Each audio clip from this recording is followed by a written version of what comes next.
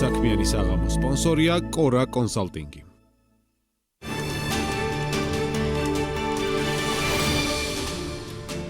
საქართველოში უმუშევრობა გაიზარდა. პირველი კვარტალის მონაცემებით უმუშევრობამ 0.7% პუნქტით მოიმატა და 14.7% შეადგინა. გენდერულ ჭრილში უმუშევრობა კვლავ უფრო მაღალია კაცებში ვიდრე ქალებში. წესკომ პარლამენტში 2026 წლის საბიუჯეტო განაცხადის პროექტი წარადგინა. დოკუმენტის თანახმად ბიუჯეტის სავარაუდო მოცულობა 43.700.000 ლარია, რაც საბიუჯეტო ჭერს 7 მილიონი ლარით ჩამორჩება. პარლამენტში განსახილველი ახალი ინიციატივის თანახმად მოქალაქე, რომელიც წვევამდელთა ეროვნულ სამხედრო სამსახურში გაწვევისთვის საჯარო სამედიცინო კომისიაზე არ გამოცხადდება, 1000 ლარით დაჯარიმდება. კანონპროექტი საპარლამენტო განხილვა, რომელიც უცხოელებისთვის საქართველოში სუროგაციას აკრძალავს, კიდევ ერთხელ გადაიდო. როგორც პარლამენტში ამბობენ, კანონპროექტის განსახილველად მომზადების მიზნით კონსულტაციები მიმდინარეობს.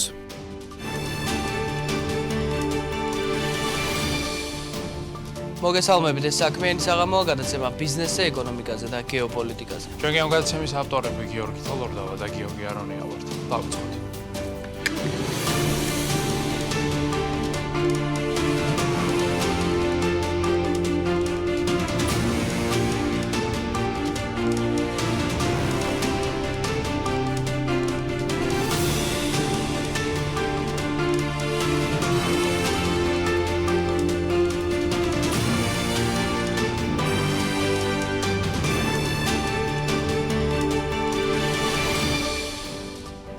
საქართველოს რკინიგზამ მიმდინარე წლის უახლესი შედეგები გაასაჯაროა. სტატისტიკის თანახმად წლის პირველ კვარტალში კომპანიის სერვისებით ჯამში 350,000-მდე მგზავრმა ისარგებლა, რაც წლიურად 25%-იანი კლებაა.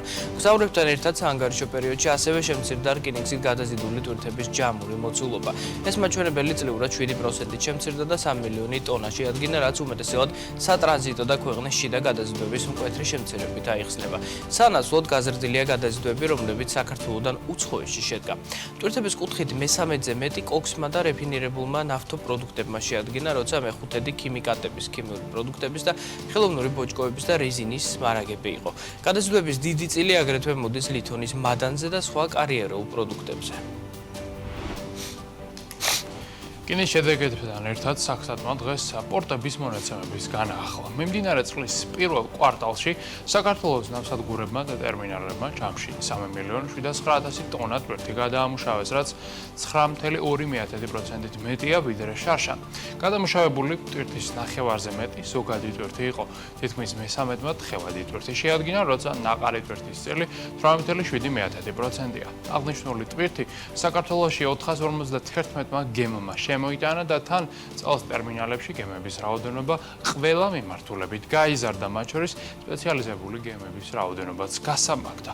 ტვირთთან ერთად ქართულ პორტებში ასევე გაიზარდა მგზავრთნაკადი, რომელმაც პირველ კვარტალში 2100 ადამიანი შეადგინა. საინტერესო სტატისტიკა ვრცელდება საქართველოს აეროპორტებიდანაც, სადაც ტვირთისა და ფოსტის ნაკადმა წლიურად არასრული 70%-ით იმატა და 7800 ტონა შეადგინა. გადაზიდული მასალის უდიდესი ნაწილი ტვირთი და ფოსტა იყო, როცა გზავნილებმა მხოლოდ 7% შეადგინა. საქსტატის მონაცემებით საანგარიშო პერიოდში აეროპორტებში 900 სატვირთო რეისი შესრულდა, რაც წლიურად გასამაგებულია და ელექტრონული კომერციის უცხოურ ვებგვერდებს უკავშირდება, რომლებიც საქართველოში მზარდი პოპულარობით სარგებლობს. ტვირთთან ერთად საქართველოს აეროპორტებში იზრდება მგზავრთნაკადი. 2025 წლის პირველ კვარტალში აეროპორტები ჯამში 1.5 მილიონი მგზავრს მოემსახურა, რაც წლიურად 8.5%-ით მეტია. საანგარიშო პერიოდში საქართველოში 578,900 მგზავრი ჩამოვიდა და 788,600 მგზავრი წავიდა, რომელთაც ჯამში 6,000 რეისი მოემსახურა. თავად ეს მაჩვენებელი წლიურად 1.3%-ითაა გაზრდილი, რაც საქართველოში რამდენიმე ახალი ავიაკომპანიის შემოსვლას უკავშირდება. ეკონომიკის მინისტრი ლევან დავითაშვილი სამუშაო ვიზიტით კატარში იმყოფება, სადაც კატარის მეხუთე ეკონომიკურ ფორუმში მონაწილეობს. ვიზიტის ფარგლებში ვიცე-პრემიერი კატარის პრემიერ-მინისტრს შეხვდა და ორ ქვეყანას შორის ურთიერთობაზე ისაუბრა. ეკონომიკის სამინისტროს ინფორმაციით, კატარი შესაძლოა საქართველოსთვის მნიშვნელოვანი ეკონომიკური პარტნიორი გახდეს. გასულ წელს კატარიდან საქართველოში 50 მილიონი დოლარის მოცულობის ინვესტიცია განხორციელდა და მთავრობის პროგნოზით დროსთან ერთად ეს მაჩვენებელი კიდევ უფრო მეტად გაიზრდება. რისის საფუძველით ინვესტიციების ორმხრივი ხელშეწყობის შეთანხმება, რომელიც 2022 წელს გაფორმდა. ჯიმშერის ბრენდი ცნობილი ქართული ვისკის მწარმოებელი კომპანია პროდუქტის ექსპორტისთვის ემზადება. Როგორც კომპანია ქართველის წარმომადგენელმა დიმიტრი თავბერიძემ BMG-თან განაცხადა, ექსპორტის წინაპირობა შარშან შემდგარი საერთაშორისო გარიგება გახდა გამოფენა, სადაც ქართული ვისკით არაერთი იმპორტიორი დაინტერესდა, მათ შორის იყვნენ ავსტრიელებიც, სადაც ჯიმშერი მიმდინარე წელს გამოჩნდება. დიმიტრი თავბერიძის შეფასებით, ჯიმშერის ვისკის მთლიან წარმოებაში ადგილობრივ ბაზარს 30%-მდე უჭირავს, ხოლო დანარჩენი პროდუქტი ექსპორტზე გადის ისეთ ქვეყნებში, როგორიცაა ამერიკის შეერთებული შტატები, გერმანია და ჩინეთი. ჯიმშერის შეძენა დღეს საქართველოში ყველა ღვინის მაღაზიაში, ამასთან კარფურში და სხვადასხვა ქსელებშია შესაძლებელი, ხოლო ფასი 40-დან 100 ლარამდე შუალედში მერყეობს ერთ ბოთლზე. ჯიმშერის გარდა კომპანია ქართველის ჰოლდინგში სხვა ბრენდებს ხვდებით. უშუალოდ ვისკის წარმოება კომპანიამ 2000-იან წლებში დაიწყო და პირველი პროდუქტი ბაზარზე 2017 წელს გამოიტანა. სუპერმარკეტების ქსელი Goodwill მომხმარებელს ახალ კონცეფციას თავაზობს, რისი პირველი მაგალითი ვაკის ფილიალი გახდა. როგორც Goodwill-ში ამბობენ, განახლება პასუხობს როგორც მომხმარებლის სურვილებს, ასევე თანამედროვე სავაჭრო ტენდენციებს. ახალ მაღაზიაში Goodwill-ის მომხმარებელს დახვდება კომფორტული და ინოვაციური გარემო, სადაც წარმოდგენილია როგორც Goodwill-ის საკუთარი წარმოების პროდუქცია, ასევე ევროპული ბრენდები და ადგილობრივი ფერმერების მიერ მიწოდებული ეკოლოგიურად სუფთა პროდუქტები. საქართველოს მსოფლიო მასშტაბით მობილური ინტერნეტის სიჩქარის ლიდერთა ოცეულში მოხვდა და მე-18 ადგილი დაიკავა. როგორც სექტორში ამბობენ, ეს მნიშვნელოვანი წინსვლა პირდაპირ კავშირშია სატელეკომუნიკაციო კომპანია Makticom-ის მიერ მეხუთე თაობის ქსელის დანერგვასთან, რომლის შედეგებმაც ქვეყნის პოზიციონირება საერთაშორისო ასპარეზზე მკვეთრად გააუმჯობესა. 5 თვის გაშვებიდან ნახევარ წელზე ცოტა მეტი გავიდა. მიღწეულ შედეგებზე კი BMG Maktis მარკეტინგის დირექტორს თამარ გაჩეჩილაძეს ესაუბრა. ის აღნიშნავს, რომ კომპანიამ 5 თვის დანერგვასთან ერთად გააუმჯობესა 4G ქსელიც, რის შემდეგაც Maktis ყველა აბონენტი უფრო ხარისხიანი და სწრაფი მობილური ინტერნეტით სარგებლობს. მისივე შეფასებით მობილური ინტერნეტის საშუალო სიჩქარე 5G ტექნოლოგიის დანერგვის შემდეგ Makticom-ის მობილურ ქსელში 4G-სთან შედარებით 10 ჯერ გაიზარდა, რაც მომხმარებელს დროის დაზოგვის საშუალებას აძლევს. საქართველოს ბანკი ქვეყნის ტექნოლოგიური ეკოსისტემის მხარდაჭერას განაგზობს. სწორედ ამ მისიას ეხმიანება Spotlight Tech 2025, რომელიც მიმდინარე კვირის ბოლოს საქართველოს ბანკის მხარდაჭერით თბილისში გაიმართება. წლევანდელი Spotlight Tech-ის მთავარი თემა Backstage-ია, რომელიც დამსწრეებს საშუალებას მისცემს გაიგონ თუ რა პროცესები უძღვის წარმატებული სტარტაპის შექმნას, როგორ მუშაობენ ინჟინრები ახალი პროდუქტების შექმნაზე და ასე შემდეგ. ღონისძიების ფარგლებში შედგება როგორც სიტყვით გამოსვლა, ასევე პანელური დისკუსიები, მასტერკლასები და ნეტვორკინგ სესიები. ხოლო ღონისძიებაში მონაწილეობას მიიღებენ ბიზნესის, ტექნოლოგიების, მარკეტინგისა და სტარტაპ სამყაროს წარმომადგენლები. ციფრული გადახდების ერთ-ერთი გლობალური ლიდერიც ვიზას მოლდოვურ ბიზნესს საქართველოში და სომხეთში ვიზას რეგიონული დირექტორი დიანა კიღურაძე უხელმძღვანელებს. კავკასიის რეგიონში წარმატებული საქმიანობის შემდეგ დიანა კიღურაძე დამატებით კოორდინაციას გაუწევს ვიზას სტრატეგიულ მიმართულებებს მოლდოვაში. მათ შორისაა ციფრული ტრანსფორმაცია, ფინანსურ ინსტიტუტებთან თანამშრომლობის გაღრმავება და მომხმარებლისთვის ინოვაციური გადახდების მეთოდებზე ხელმისაწვდომობის გაზრდა. სააგენტო აწარმოებს საქართველოში წელს მედია კამპანიის დაწყებას საერთაშორისო გამოცემებში. გაგმავს შესყიდვების სააგენტოზე უკვე გამოქვეყნდა რამდენიმე მილიონი ლარის ხელშეკრულებები, რომლებიც სააგენტომ საერთაშორისო გამოცემებთან უკვე გააფორმა. სარეკლამო მიმართულებით სააგენტო ბევრ გამოცემასთან თანამშრომლობს, მათ შორის არის ეკონომისტი, Financial Times, Reuters და Wall Street ჟურნალი. საქართველოში შექმნილ რეალობაზე, ქვეყნის ეკონომიკაზე და ბიზნესზე საუბარი BMG-ზე საქმიანი საღამოს დასრულების შემდეგაც გაგრძელდება, რადგან სწორედ ეს თემა შეარჩია თელარა გელანდიამ წერტილის დღევანდელი ეპიზოდისთვის, რომელიც საღამოს 10:30-ზე დაიწყება. ნახოთ გადაცემის ანონსი, რომლის შემდეგ მოგიყვებით თუ რა ხდება ბირჟებზე.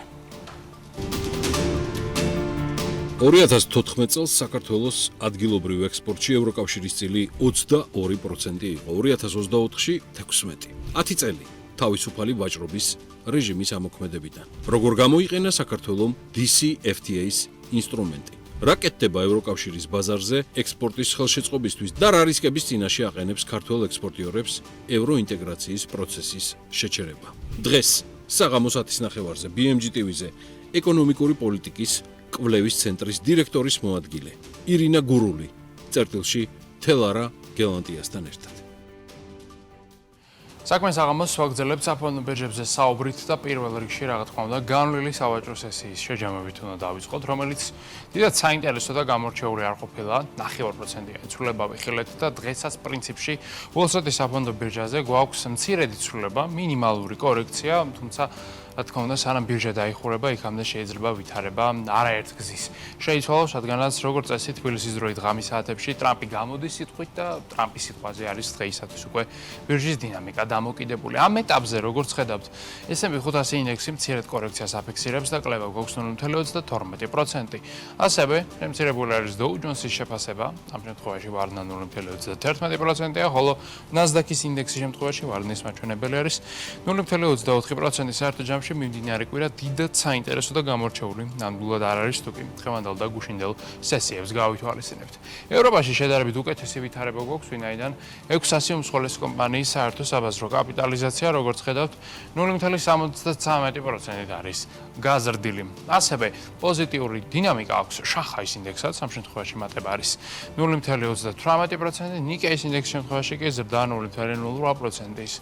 ფარგლებშია საერთო ჯამში ევროპასა და აზიაში შედარებით უკეთესი განწყობაა ვიდრე ამერიკაში, თუმცა მიმდინარე კვირა საკმაოდ გრძელი და დატვირთული იქნება, ამიტომაც წინასწარ დასკვნები არ უნდა გამოვიტანო და დავაკვირდეთ იმას, თუ რეალურად რაც მოხდება ბირჟაზე. აქ უნდა გადავინაცვლოთ ენერგეტიკულ ბაზარზე, სადაც ასევე მინიმალური ცვლილებები გვაქვს, ნავთობის ფასი ფაქტობრივად დღის განმავლობაში არც გაზრდილა, არც შემცირებულა და ისევ ბრენტის ღირებულება შეადგენს $65.9, WTI-ის ფასი კი $62 ფარგლებშია.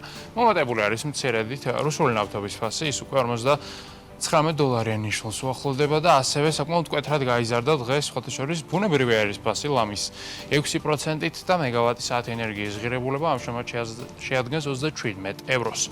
აქვე ოქროზეც უნდა ვისაუბროთ, ისიც გაძვირებული არის და უნცია მეტალის ფასი, როგორც ხედავთ, ლამის 2%-ით ამომატებული და ამჟამად ღირებულება შეადგენს $3278. სხვათა შორის, როგორც ხედავთ, ერთწლიან პერიოდში ოქროს აქვს ფენომენალური შედეგი და ზრდა არის 35.9%. ასეთი კარგი შედეგი ოქროს ძალიან დიდი ხანია არ ჰქონია. კრიპტოინდუსტრიასაც გადავინაცვლოთ, რომელიც რაღაცნაირად ისე გამოდის, რომ ბოლო დროს არის ერთ-ერთი ყველაზე სტაბილური ბირჟა, სადაც შეიძლება საერთოდ თანხა დავაბანდოთ, რადგანაც ისევ და ისევ ბაზრის საერთო შეფასება არის $3.420 მილიარდი.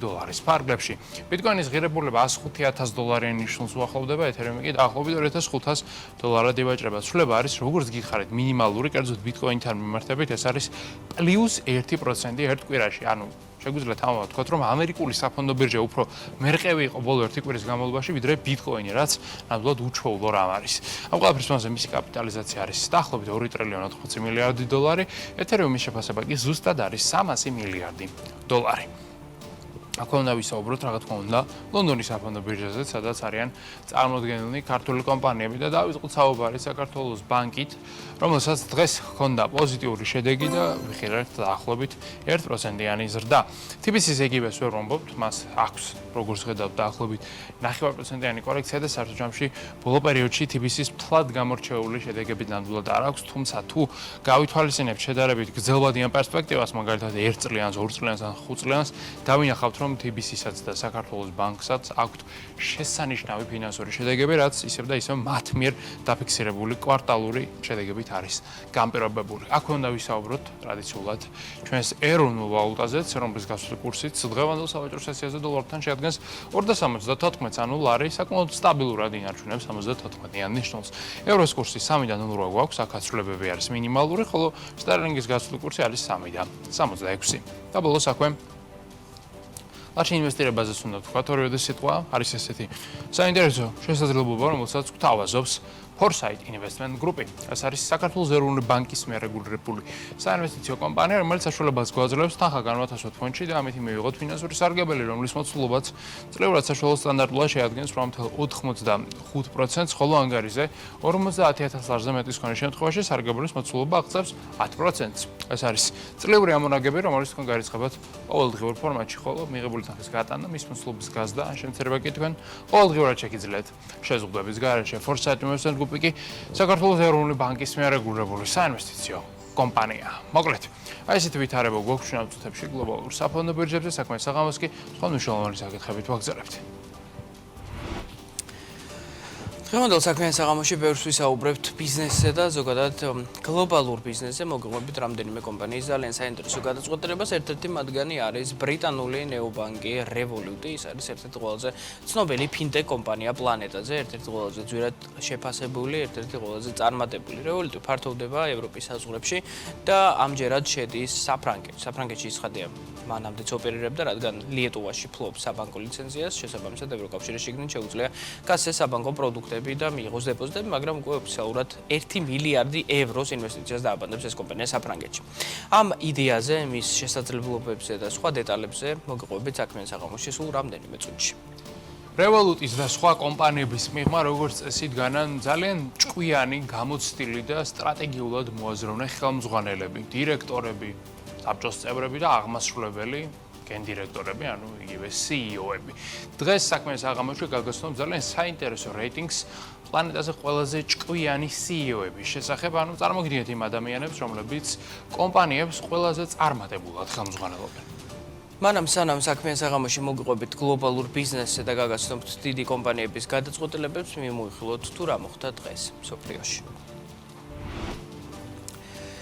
გუშინ თბილისის დროით საღამოს გაიმართა სატელეფონო საუბარი ამერიკის შეერთებული შტატების პრეზიდენტ დონალდ ტრამპს და რუსეთის ფედერაციის პრეზიდენტ ვლადიმერ პუტინს შორის. როგორც ამბობენ მხარეები, საუბარი გაგრძელდა 2 საათს და ცხადია მთავარი სასაუბრო თემა იყო რუსეთ-უკრაინის ომი და ზოგადად გეოპოლიტიკური ვითარება, რომელიც მსოფლიოში არის შექმნილი. ეს არის ერთ-ერთი პირველი პრეცედენტი რუსეთს და უკრაინას შორის პირდაპირ ლაპარაკისა ბოლო უკვე ძალიან დიდი ხნის განმავლობაში, რადგან როგორც ვიცით, ჯო ბაიდენის პირობებში მაინც კარგი ურთიერთობა არ ქონია რუსეთის ფედერაციას ამერიკასთან, მაგრამ თავად დონალდ ტრამპს შედარებით კარგი დიპლომატიური დონეზე ურთიერთობა აქვს ვლადიმერ პუტინთან.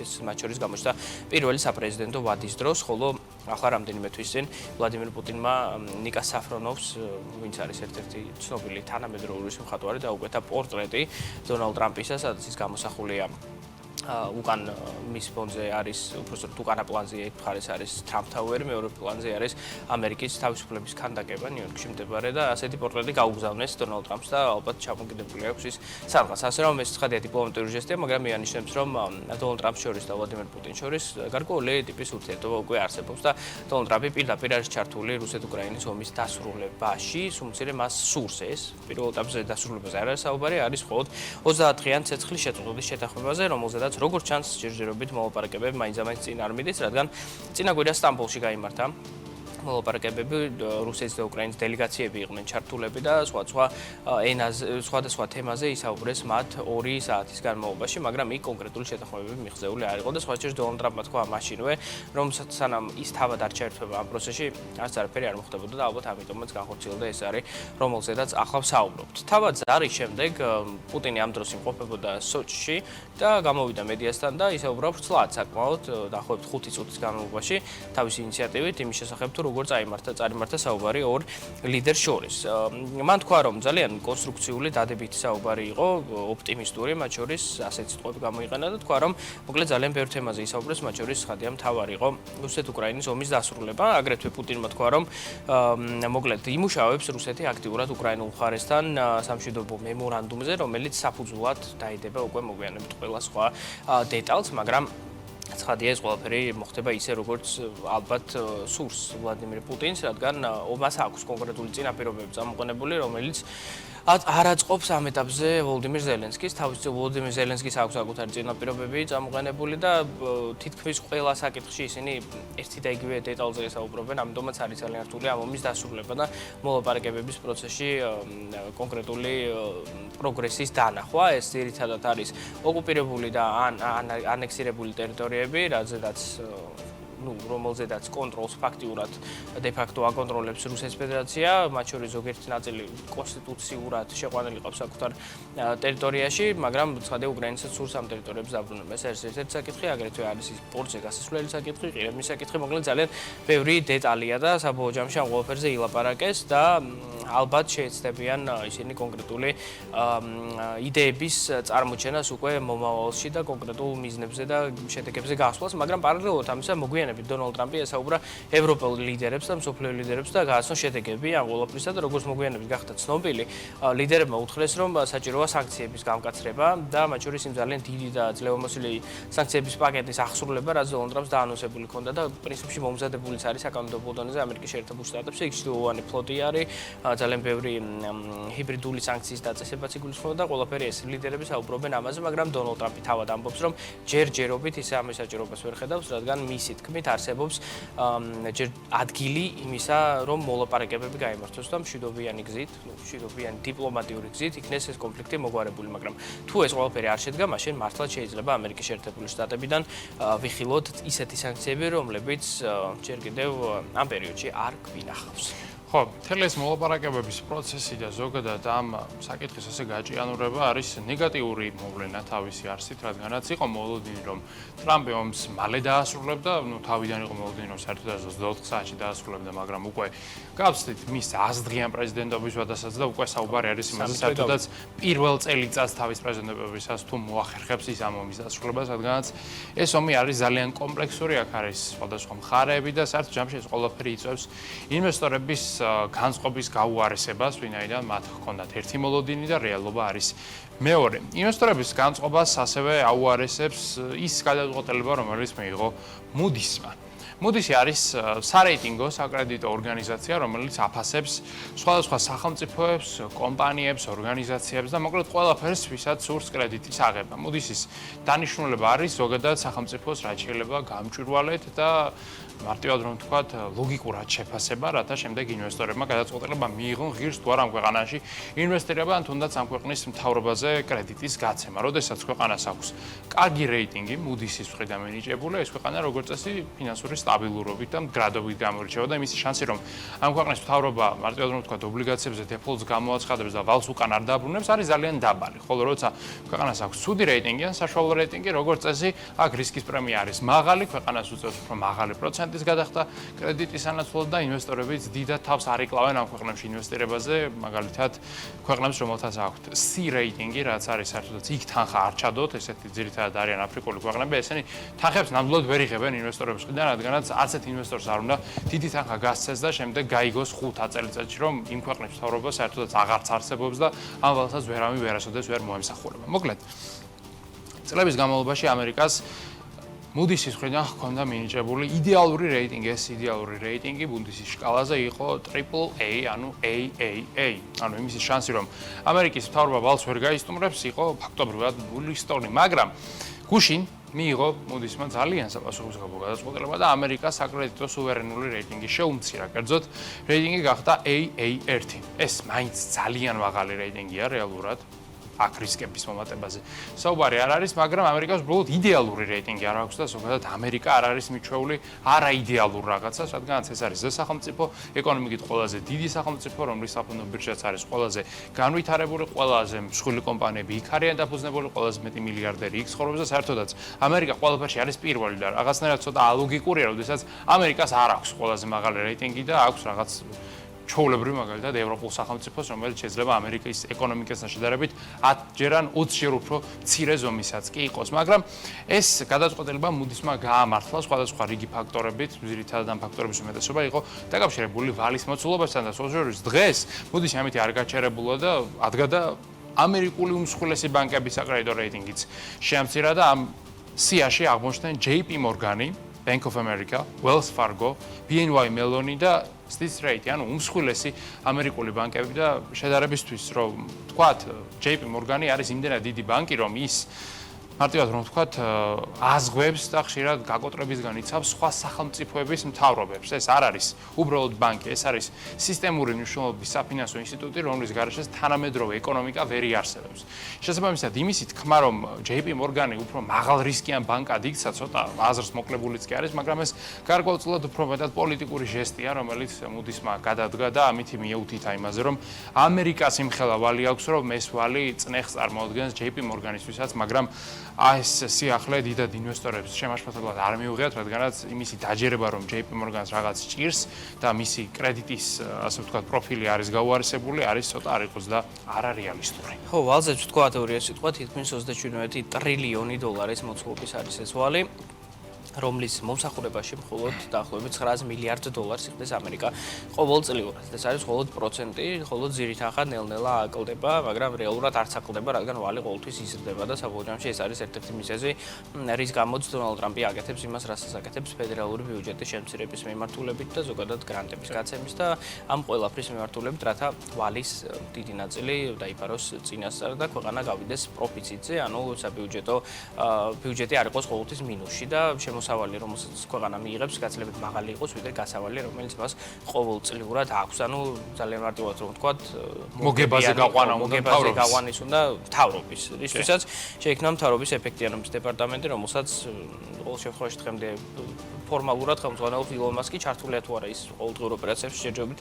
ეს მაინც ცოტა ბურუსით არის მოწული. მოკლედ, თუ კი დავუშვებთ, რომ არაფერი შეიცვლება ამერიკის შეერთებულ შტატებში, მივიღებთ ვითარებას, რომ 2032 წლისთვის ეს 900 მილიარდი გახდება 1.5 ტრილიონი, ხოლო 2053 წლისთვის გახდება 5.5 ტრილიონი დოლარი, მხოლოდ ვალი გარდა მხოლოდ პროცენტი, რომელიც გადახდა მოუწევს ამერიკის შეერთებულ შტატებს ვალის მომსახურებისთვის, მაგრამ თუ კი ეს 4 წლიანი პერიოდი ეყოფა რადიკალურად და ძირფესვეულად ამ სისტემის შეცვლას, მაშინ შეიძლება ითქვას, რომ 2050-იან წლებში მადლობას გადაუხდიან გარკვეულწილად დონალდ ტრამპს იმისთვის, რომ შემცირდა დამოკიდებულება ამერიკის შეერთებული შტატებისა საგარეო ვალზე. საგარეო ვალე კი არის ფინანსური ინსტრუმენტი, რომელსაც ქვეყანა იღებს სხვადასხვა მიზნებით. ძირითადი მათგანი არის ინფრასტრუქტურის განვითარება და ზოგადად ეკონომიკური ზრდის სახალისება ქვეყანაში, რადგან თუ კი ქვეყანა დამოკიდებულია მხოლოდ ბიუჯეტზე, მაშინ შეიძლება ვერც ვერაზოს ვერ გაიზარდოს ის, რადგან აგერ პროფიციტში უნდა გახვიდე და პროფიციტი შეიძლება სულ რაღაც რამდენიმე მილიარდი ან რამდენიმე ასეული მილიონი იყოს, ამით კი დიდად ვერაფერს დააფინანსებს, თუმცა ის ქვეყანაში როგორც არის ამერიკის შეერთებული შტატები. ამიტომაც იღებენ ქვეყნები ვალს, ეს დაახლოებით იგივე სისტემაა, რასაც კომპანიაში იღებენ ვალს კომპანიები, როცა სულ გაიზარდონ იმაზე სწრაფად, ვიდრე შესაძლებელია ეფით და მარჟით, რომელიც შეიძლება იყოს, ან შეიძლება არც იყოს იმ კონკრეტულ მომენტში. შესაბამისად, საგარეო დაფინანსებაზე არის კომპანია დამოკიდებული და მოგვიანებით ანუ ქვეყანა რაღაცის სტარტაპსაც კი ჰგავს, იღებს ინვესტორებისგან ცესხს და ამით იზრდება მარტო. კი, მთელი სისტემა ეს არის. ამიტომაც აქ ცუდი არაფერი არ არის და ქვეყანას რომ აქ ვალი არც ეს დიდად ცუდს არ აღნიშნავს, რადგან ქვეყნები იხდიან ვალს, ეს არ არის ამერიკის გაკოტრება ფორმალურადაც შეუძლებელია, შესაბამისად ეს ალბათ არასდროს არ მოხდება, თუ კი რაღაც გაუგებარი არ მოხდა ქვეყანაში, ამიტომაც როგორც წესი ამერიკული ვალი პრობლემას არ წარმოადგენს, მაგრამ გარკვეული პერიოდობით ერთხელ საკანონმდებლო ორგანოში ჩნდება პრობლემა და შეიძლება მთავრობამ ფორმალურად რამდენიმე დღის განმავლობაში ან თვეების განმავლობაში შეწყვიტოს მუშაობა. ოფიციალურად ცხადია, მაინც მუშაობენ ისინი, მაგრამ გარკვეულწილად შეზღუდული რაოდენობით, ჯერჯერობით ტრამპის პირობებში ეს არ მომხდარა და ნახოთ შეიძლება არც მოხდეს კიდევაც. თანაც ეს ტრადიციული მოვლენაც კი არის, როდესაც პოლიტიკური ვაჭრობისათვის იყენებენ ეგრეთ წოდებულ shutdown-ს კანონმდებლები. ეს მიჩვეული ვარ ჩვენ ამ სიახლეს და მისი არც არავის გვეშინია, მაგრამ JP Morgan-ის ხელმძღვანელს ჯეიმი დაიმონს თუ დაუჯერებთ, რომელიც არის Wall Street-ზე ალბათ ყველაზე გავლენიანი ბანკირი, მისი თქმით უნდა გვეშინოდეს რაღაცების და ეს რაღაც რისიც უნდა გვეშინოდეს არის რეალურად ტარიფები და ის გაუგებრობა, რაც მოხდა ბოლო 1-2 თვის განმავლობაში და დაიმონი ამბობს, რომ შეიძლება ახლა მოვისუნთქეთ და საფონდო ბირჟა იმ 15%-ით, რაც დაეცა ის 15% აინაზღაურა ბირჟა, მაგრამ არსად გამქრალა ის გაუკვირვებლობა, რომელიც წარმოიშვა და საერთოდ ჯამში ეს ტარიფები, რაც იქნა შემოღებული ტრამპის მიერ ჯერაც არ არის კარგად გაცნობიერებული და გადახარშული ბიზნესების მიერ, რადგანაც დაიმონი ამბობს, რომ ის ფაქტი, რომ კომპანიებმა ეგრეთ წოდებული გაიდენსები გააუქმეს, ანუ შემოსავლის მიღების გეგმები ინვესტორებს გააუქმეს, ეს იმაზე მეუთითებს, რომ ეს კომპანიები ახლა უკვე ელოდებიან არა წყლიურ საშუალო 10-12%-იან ზრდას, რაც რეალურად ზუსტად ემთხვევა საფონდო ბირჟის 10-12%-იან ზრდას, არამედ ეს კომპანიები ახლა უკვე გათვლას აკეთებიან ან 0%-იან ზრდაზე, ან საერთოდ შემცირებაზე შემოსავლებისა 2025 წლისათვის და როგორც ჩანს, ინვესტორები ამ რისკს ჯერჯერობით ვერ აღიქვამენ და როგორც დაიმონი ამბობს, მომდევნო კვარტალებში ეს გამოჩნდება, უკვე როდესაც ნახავენ ინვესტორები კვარტალურ ამონაგებს და იქ ნახავენ, რომ მზდის ნაცვლად არის შემცირება ან ნულოვანი ზრდა. ეს კი შემდეგ გამოიწვევს მათ შეჭფოთებას, დაიწყება სავალუტო ბირჟაზე პანიკა და შეიძლება S&P 500-ის შეფასება შემცირდეს კიდეც მოკლევადიან პერსპექტივაში, მაგრამ დაიმონი ამბობს, რომ გრძელვადაში ამერიკას არაფერი არ სჭირს. ამერიკის ეკონომიკა მდგრადად განვითარდება, თუმცა ტარიფების გავლენა იქნება იმაზე უარესი, ვიდრე ეს ჩვენ გგონია და ტარიფების გადასახად საბოლოო ჯამში გადაიხდეს ისევ და ისევ ამერიკელი როგორც მომხმარებელი ფასის სახით, ასევე ინვესტორი შემცირებული აქციის სახით. საინტერესო ფინანსური სიახლეები ისმის ჩინეთიდანაც, რომლის ცენტრალურმა ბანკმა მიიღო რეფინანსირების განაკვეთის შემსუბუქების გადაწყვეტილება. საუბარია ძალიან მიზერულ ცვლილებაზე, ეს არის 0.1% პუნქტი, როცა საუბრობთ ჯამში უბრალოდ და იქ არის როგორც ნებისმიერ დიდ ქვეყანაში ორი რეფინანსირების განაკვეთი საქართველოსგან განსხვავებით, მოკლევადიანი და გრძელვადიანი. მოკლევადიანი, ანუ 1 წლიანი განაკვეთი 3% გახდა, ხოლო 5 წლიანი შედარებით გრძელვადიანი განაკვეთი გახდა 3.5%. ანუ კორექცია არის ძალიან მცირე, მარტივად რომ ვთქვა 0.1% პუნქტი და ყველაფერი ეს კავშირში არის არა პირდაპირ ინფლაციასთან, არამედ ეკონომიკურ ზრდასთან, რომელიც და ეკონომიკურ აქტივობასთან, რომელიც შენელებულია იმაზე მეტად თურმე ჩინეთში, ვიდრე ეს იყო პროგნოზირებული და ჩინეთში ეს არის მთავარი მაჩვენებელი, რადგან თუ კი ეკონომიკური აქტივობა მცირდება, რაც ძირითადად ნიშნავს ქარხნების გამომუშავების შემცირებას, მაშინ ქვეყანა ვეღარ შეასრულებს იმ 5%-იან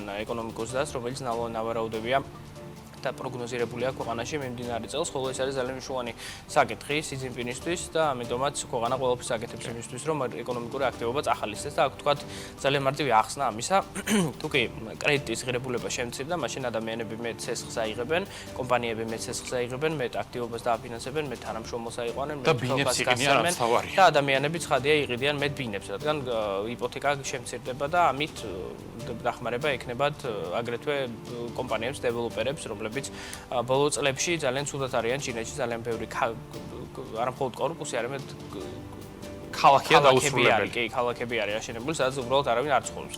არის შენობები, ვიცით რომ ჩინეთში ძალიან სწრაფად აშენებენ, აგერეთ, ხო, რეკორდი იყო რამდენიმე დღეს, ხო, ერთ დღეში აშენეს 28 სართულიანი კორპუსი ამიშლება, რაც რეკორდია სხვადასხვა. კი, რეკორდია ახალი და ამიტომაც მოკლედ ჩინეთში ცოტა სხვანაირად უყურებენ ეკონომიკას თან კომუნისტური ქვეყანა, ამიტომაც ეს 0.1%-იც ალბათ დიდ შეღავაც მოგცემს, მაგრამ თუ არ იქნა ეფექტი მიღწეული და არ გაგრძელდა ეკონომიკური ზრდა და არ ამოიქოქა ბიზნესები და ზოგადად ხარჯვა ქვეყანაში, მაშინ შეიძლება კიდევ შემცირდეს რეფინანსირების განაკვეთი. ნამდვილად ჩინეთი კომუნისტური ქვეყანაა, სადაც ეკონომიკური ზრდის გეგმა უართ ყველაზე მეტად და სი ძინპინისთვის შეიძლება ითქვას, რომ მთავარი პრიორიტეტი ყოველთვის არის ეკონომიკური ზრდა.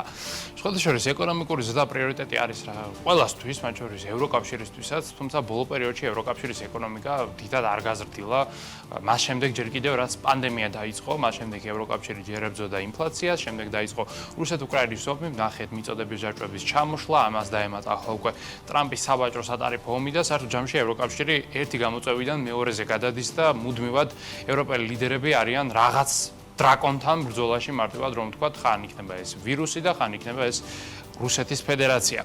ამჯერად ევროკავშირი კიდევ ერთ გამოწვევას ებრძვის და ეს არის ის მერყეობა და ვოლატილობა, რომელიც ფიქსირდება ოქროს ბირჟაზე. ზოგადად ევროკავშირი არის ძალიან მსხვილი ოქროს ინვესტორი, ვინაიდან აქ ტრადიციული ევროპული სახელმწიფოები არიან, რომლებიც არათუ წლების, არამედ საუკუნეების განმავლობაში აგროვებდნენ ოქროს და ეს გასაკვირი არავისათვის არ უნდა იყოს და ამ ოქროს პორტფელი რეალურად ევროკავშირში არის ძალიან დიდი და ბოლო პერიოდში რაც ხდება ოქროს ბირჟაზე, ეს წარმოადგენს ფინანსურ გამოწვევას ევროკავშირისთვის, რადგანაც ოქრო იქცა ერთ-ერთ ყველაზე ვოლატილურ აქტივად, რადგანაც ოქროთი ვაჭრობა დაიწყო ყველა მთელ პლანეტაზე.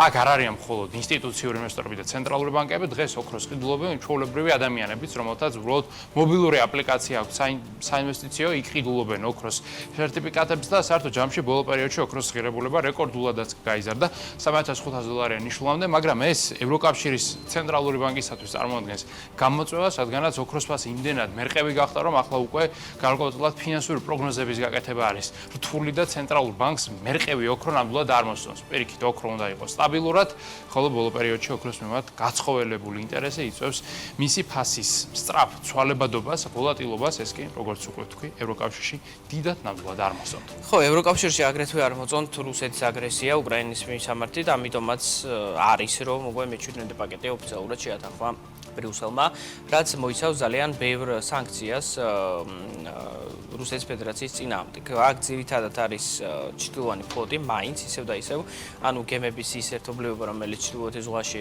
ანუ რუსეთის ჩრდილოეთით მიდიმოდეს იქით-აქეთ და ნავთობის გარკვეულ ოპერაციების შედეგად ნავთობი რუსული შეაქვთ ქვეყნებში ისე რომ ტექნიკურ დონეზე ეს ნავთობი რუსული არ არის, ანუ ხდება მარტივად ვთქვათ, სანქციებისგან თავის არიდება და მაინც იღებს რუსეთის ფედერაცია იმ შემოსავალს, რომელიც წესდარიგით უნდა უნდა იყოს სანქცირებული. ამიტომაც გამკაცრდა ამ მიმართულებით სანქციები. მიზანში არის ამოღებული 200-მდე რუსული გემი, 75 კომპანია, 75 ინდივიდუალური პირი და ყველაფერი ეს არის მიმართული იმისთვის, რომ ერთი მხრივ G7-ის სანქცია იყოს აღსრულებული, რომელიც ჭერს აწესებს რუსეთის ნავთობის ფასზე და აგრეთვე ზოგადად სანქციები იყოს არდებული და რუსეთმა უпроსოდ არ იყოს არდებული და რუსეთმა ვერ მიიღოს ეს შემოსავალი, რომელსაც დღეს ისევე იღებს ჩვეულებრივად როგორც იღებდა ომამდე, მაგრამ სხვა ქვეყნებისგან და პრინციპში ამ მიმართულებით არაფერი შეცვლილა. საერთო ჯამში კი 17 პაკეტი უკვე დაწესდა. ამ პაკეტში აგრეთვე შევიდნენ დეზინფორმაციის გავრცელებაში ბრალდებული კერძო პირები, მოსამართლეები, პროკურორები და სხვა ადამიანები, რომლებიც დეზინფორმაციას ავრცელებენ თან ომთან დაკავშირებით პროპაგანდას ეწევიან და ჯამში ეს არის მე-17 პაკეტი, როგორც ვთქვი, თებერვალის ბოლოს იქნა მიღებული მე-16 პაკეტი, რაც თავის წილ მიანიშნებს იმაზე, რომ სანქციები ალბათ არის დაგვიანებული, რადგან შეიძლებოდა ეგრეთ წოდებული ჩრდილოვანი ფლოტის დასანქცირება მანამდე, მაგრამ ეს ტექნიკური თუ ბიუროკრატიული თუ სხვა მიზეზებით, მათ შორის პოლიტიკური ნების არსებობის გამო თუნდაც ვერ მოხერხდა. ასევე ახალ სანქციებს აწესებს უკვე დიდი ბრიტანეთიც, გაერთიანებული სამეფო, რომელიც ერთდროს ევროკავშირის წევრი იყო, თუმცა ევროკავშირიდან გავიდა და ახლა უბრალოდ ევროკავშირის პარალელურად იღებს ამ გადაწყვეტილებებს და პრინციპში სინქრონში არიან გაერთიანებული სამეფო და ევროკავშირი, რაც გასაკვირი არ უნდა იყოს, რადგან მათ შორის იდეოლოგიური კავშირი დღემდე არის შენარჩუნებული. ამჯერად სანქცირებულთა სიაში აღმოჩნდნენ რუსული არმიის წარმომადგენლები, ენერგეტიკული სექტორის წარმომადგენლები და ფინანსური სექტორის გიგანტები, მათ შორის ბანკები, საფინანსო ორგანიზაციები, ასევე სანქცირებული არის 100-მდე პირი და კომპანია და აგრეთვე სანქციების სიაში აღმოჩნდა ჩრდილოვანი ფლოტი, რაც რა თქმა უნდა გასაკვირი არ უნდა იყოს და საერთო ჯამში ვხედავთ, რომ გაერთიანებული სამეფო ძალიან მტკიცედ მიყვება, ასე ვთქვათ, რუსეთის სანქცირების სქემას და როგორც გაერთიანებული სამეფოს პრემიერ-მინისტრი და ზოგადად მთავრობის წარმომადგენლები ამბობენ, თუ კი რუსეთ-უკრაინის ომი დროულად არ დასრულდება, ბრიტანეთი რუსეთს კიდევ დამატებით უფრო მკაცრ სანქციებსაც დაუწესებს.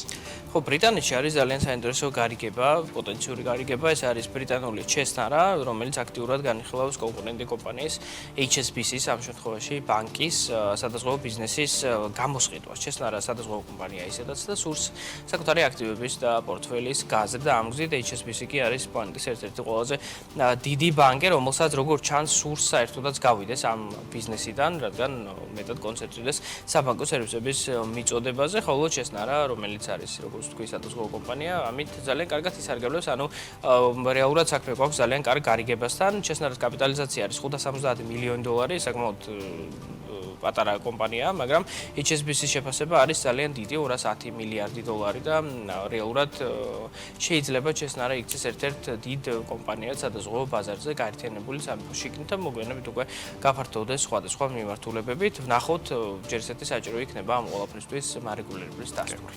ასევე კიდევ ერთი ძალიან საინტერესო გარიგება შედგა ამჯერად საინვესტიციო ჰოლდინგმა Blackstone-მა $11.5 მილიარდად შეიძინა უკვე ოფიციალურად მექსიკაში დაფუძნებული TXNM Energy, ეს არის ენერგეტიკული კომპანია, რომელიც აწვდის ელექტროენერგიას მექსიკას და მათ შორის ამერიკის შეერთებულ შტატებსაც, ანუ მთელი ჩრდილოეთ ამერიკის მასშტაბით ოპერირებს ის და როგორც თქვი, $11.5 მილიარდი გადახდილი, ეს არის 15%-იანი პრემიუმი, მაგრამ Blackstone-ის ანალიტიკოსებს აქვს ძალიან საინტერესო მოსაზრება კომპანიასთან მიმართებით. მათი შეფასებით, კრიპტო მაინინგზე გაზრდილი მოთხოვნის და ზოგადად ამ AI დატა ცენტრების მშენებლობის ბუმის ფონზე, სავარაუდოდ ჩრდილოეთ ამერიკის რეგიონში იმდენად გაიზრდება ელექტროენერგიის მოხმარება, რომ TXNM Energy მომავალში შეძლებს შემოსავლების არა ისე ზრდას, როგორც ეს პროგნოზირებული იყო, არამედ ფაქტობრივად გაორმაგებას და გასამაგებას, ამიტომაც Blackstone ხედავს ძალიან კარგ შესაძლებლობას, ყიდულობს ამ კომპანიაზე, ზრდის თავის პორტფელს, რომელიც ენერგეტიკული სექტორის მიმართულებით უკვე აღწევს დაახლოებით $60 მილიარდ.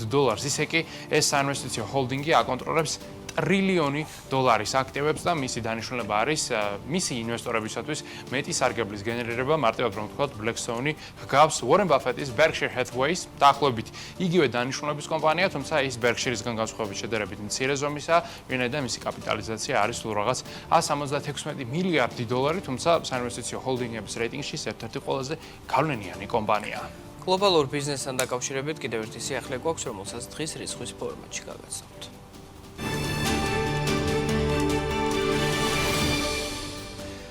ბრიტანული ნეობანკი Revolut ევროპის კონტინენტზე გაფართოებას აგრძელებს. ამჯერად კომპანია საფრანგეთის ბაზარზე კონცენტრირდება, რისთვისაც მომდევნო 3 წლის განმავლობაში ქვეყნის ეკონომიკაში $1 მილიარდ 100 მილიონი ინვესტიციას დააბანტებს. Revolut-ის ამბიციური მიზნები ქვეყნის პრეზიდენტმა ემანუელ მაკრონმა წარადგინა.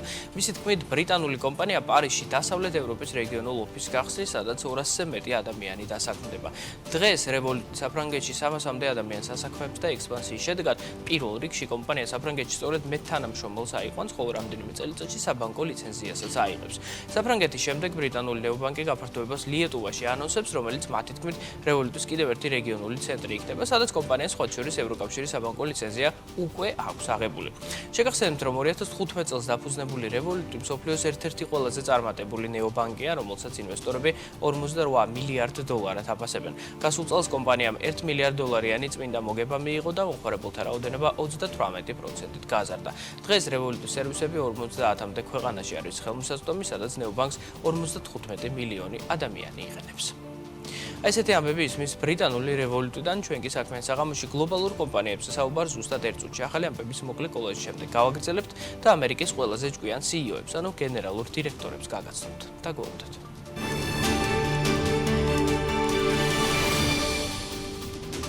თბილისის მერია ქაქუცა ჩოლოყაშვილის და გიორგი წერეთლის ქუჩების რეაბილიტაციას იწყებს, რის გამოც ამ მონაკვეთზე მოძრაობა 4 თვის განმავლობაში შეიზღუდება. საუბარია ვაკის პარკის და მიხეილ მესხის სახელობის სტადიონის მიმდებარე ტერიტორიიდან წყნეთის გზატკეცილის ნომერ 6-მდე არსებულ საგზაო მონაკვეთზე. იანვარ-აპრილში საქართველოს და ევროკავშირის შორის ვაჭრობის მაჩვენებელი წლიურად 8.5%-ით გაიზარდა და $1 მილიარდ 632 მილიონი შეადგინა, რაც რეკორდული მაჩვენებელია. შედეგად ჯამურ ვაჭრობაში ევროკავშირზე 21% მოდის. როგორც თხილის სექტორის წარმოადგენლები ამბობენ, დარგის მთავარი პრობლემა ისაა, რომ ქვეყანაში ახალი თხილის ბაღები აღარ შენდება. შედეგად საქართველოს გლობალურ კონკურენციაში აგებს. ფარუსანა ქართული თხილის სექტორისთვის კვლავაც სერიოზულ გამოწვევად რჩება, როგორც სექტორის წარმოადგენლები BMG-სთან ამბობენ, დასავლეთ საქართველოში ფარუსანა ჯერაც მძვინვარებს და მიუხედავად იმისა, რომ პრობლემის მართვა შეიძლება, ის მაინც რისკად მიიჩნევა.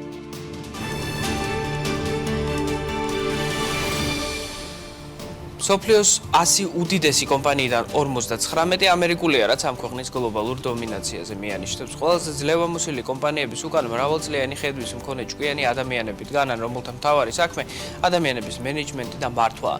ტოპ მენეჯერები, როგორც წესი, ასჯერ და ხშირად უფრო მეჯერ მეც იღებენ ანაზღაურების სახით, ვიდრე რიგითი თანამშრომელი, რაც იმით აიხსნება, რომ ისინი მეტად პროდუქტიულები არიან, თუმცა განსხვავებები პროდუქტიულებს შორისაცაა და ამ თემით ყოველწლიურად საკონსულტაციო კომპანია Priply ინტერესდება, რომელიც დირექტორების საუბარს აანალიზებს და მის საფუძველზე ამერიკის ყველაზე ჭკვიანი CEO-ების რეიტინგს ადგენს. ამ რეიტინგს დღეს საქმიან საღამოში შემოგთავაზებთ. რეიტინგის პირველ ადგილს იკავებს ჯენსენ ჰუანგი, ადამიანი, რომელიც არის ერთ-ერთი ყველაზე ცნობილი ტექნოლოგიური ანტრეპრენიორი ამერიკის შეერთებულ შტატებში და საერთოდ პლანეტაზე, რადგან მან შექმნა Nvidia კომპანია, რომელიც დღეს არის შეფასებული $3 ტრილიონ მეტად. არადა იყო დრო, როცა Nvidia-ზე ამბობდნენ, რომ მას იცნობენ მხოლოდ გეიმერები, რადგან ეს კომპანია თავის დროზე აწარმოებდა გრაფიკულ ბარათებს. 62 წლისაა ეს ანტრეპრენიორი და მისი პირადი ქონება არის დაახლოებით $120 მილიარდი და ის არის ჭკვიანი პირველ რიგში მისი საუბრის მანერიდან გამომდინარე, რადგან ეს რეიტინგი შედგენილია სწორედ ამ ტიპის დაკვირვებებზე, მაგრამ უნდა ვთქვათ ისიც, რომ მან შექმნა ტექნოლოგია, როცა ამ ტექნოლოგიაზე არავინ საუბრობდა, რეალურად Nvidia შექმნილი არის გრაფიკული ბარათი, დიდწილად, რადგან თავის დროზე იმ დროს, როცა Nvidia შეიქმნა, არ არსებობდა ასეთი ცნება, როგორც გრაფიკული ბარათი და ინტეგრირებული ეს ყველაფერი იყო ერთ კონკრეტულ ჩიპში, მაგრამ შექმნა ეს თავის დროზე და რამდენიმე წლის წინ ჯენსენ ჰუანგმა იცინასწარმეტ ყველა კომპანიის შიგნით, რომ დაიწყებოდა AI ბუმი პლანეტაზე და შექმნა ყველაზე მძლავრი AI პროცესორი პლანეტაზე და დღეს რეალურად Nvidia-ს შემოსავლის უდიდესი ნაწილი მოდის ამაზე. ამიტომაც არის ის ძალიან ჭკვიანი და საერთოდაც ის არის ერთ-ერთი ყველაზე კარგი ანტრეპრენიორი, მისი თანამშრომლების ძალიან დიდი ნაწილი დღეს უკვე არის მილიონერი, ისინი ძალიან ბედნიერები არიან და ძალიან გრძელვადიანად ფიქრობს ჯენსენ ჰუანგი, მათ შორის და ავითარებს Omniverse, ავითარებს Blackwell-ის პლატფორმას და ძალიან ბევრ საინტერესო მიმართულებაზე ფიქრობს, რომლებიც შეიძლება დღეს არც არავის სჭირდებოდეს, მაგრამ 20-30 და 50 წელიწადში, მათ შორის მას შემდეგ, რაც ის გარდაიცვლება, იქნება ძალიან აქტუალური. კიდევ ერთი გენერალური დირექტორი, რომელიც რეიტინგში დომინირებს, ეს არის ჯიმ დაიგლენდი, რომელიც არის Lockheed Martin-ის CEO. Lockheed Martin არის მარტივად რომ ვთქვათ, პლანეტის ყველაზე მნიშვნელოვანი სამხედრო კონტრაქტორი კომპანია ამერიკისათვის და არა მხოლოდ ამერიკისთვის, ის აწარმოებს აბსოლუტურად ყველაფერს, რაც შეიძლება მოგვაფიქრდეს. ტანკებით დაწყებული, ავიაგამანადგურებლებით მიღწევებით დამთავრებული და სხვათა შორის F-35-იც და ამერიკის ფლაგმანური გამარადგურებელი F-22 Raptor-იც არის Lockheed Martin-ის მიერ შექმნილი. ეს კომპანია ასევე ქმნის რაკეტებს, ჩვეულებრივ გამანადგურებელ სხვა ტიპის იარაღებს, აგრეთვე ქმნის სატელიტებს და მოკლედ არის ყველანაირ ბიზნესში, მაგრამ ამ ადამიანმა იფიქრა და ძალიან საინტერესო სტრატეგია დაარგა კომპანიაში. კარგად, ის 2020 წელს მოვიდა ხელმძღვანელობაში და გადაწყვიტა, რომ კომპანიისათვის ახალ პრიორიტეტულ მიმართულებად უნდა ქცეულიყო ტელეკომუნიკაციები. 5G ინტერნეტი, სატელიტური ინტერნეტი და ყველაფერი ის, რაც არის დაკავშირებული რეალურად კავშირგაბმულობასთან. რატო გადაწყვიტა ეს?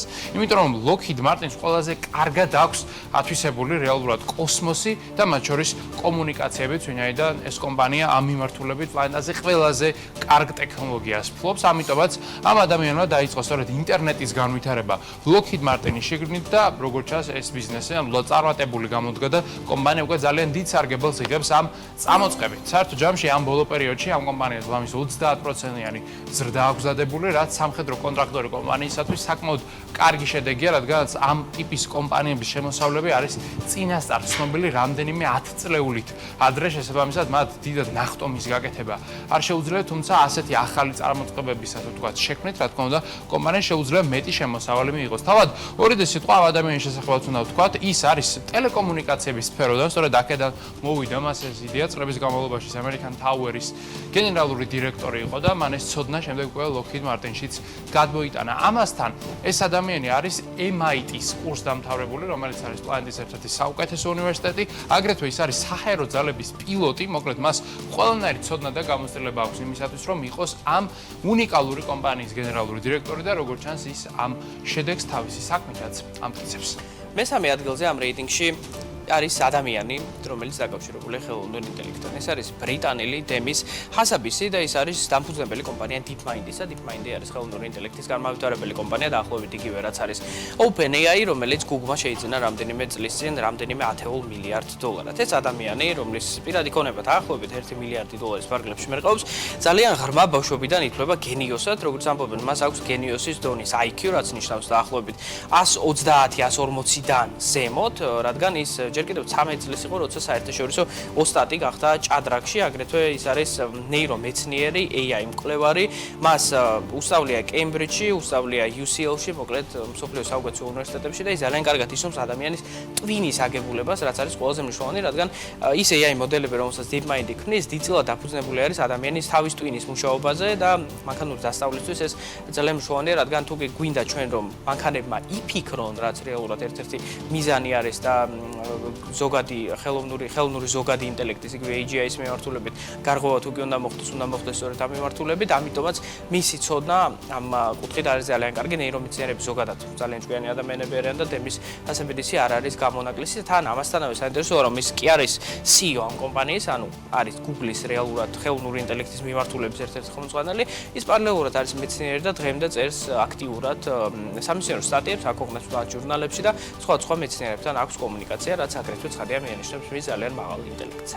კიდევ ერთი CEO, რომელიც ამ რეიტინგში აღმოჩნდა, არის Vincent Roche, რომელიც არის გამორჩეული თავისი ზრდის დინამიკით.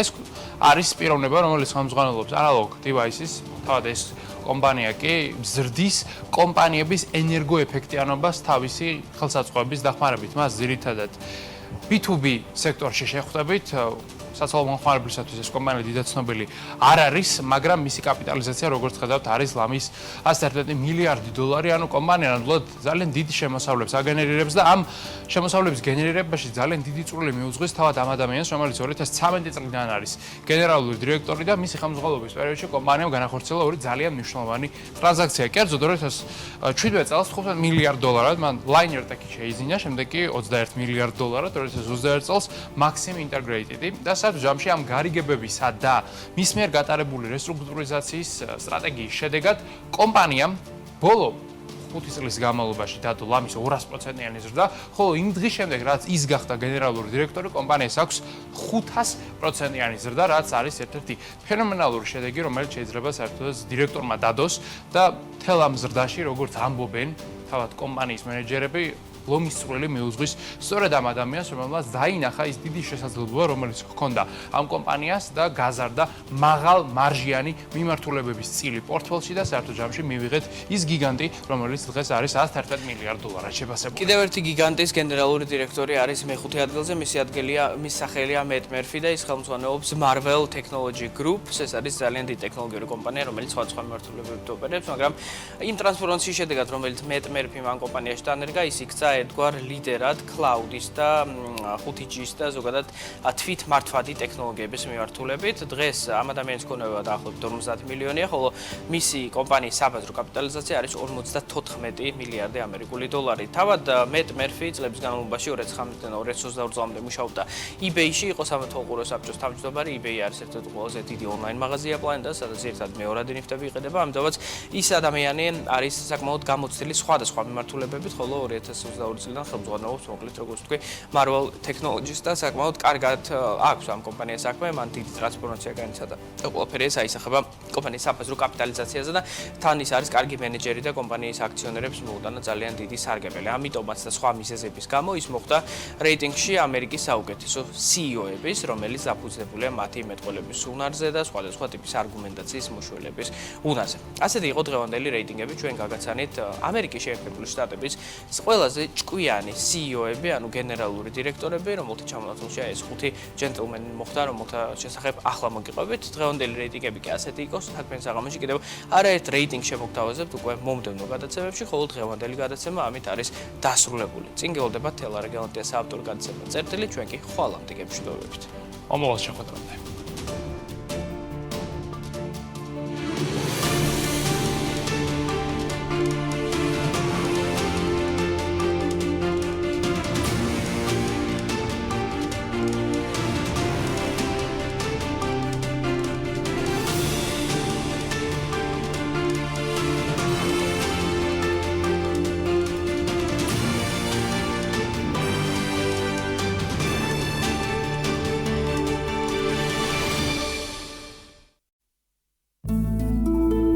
საქმიანი საღამოს სპონსორია Cora Consulting.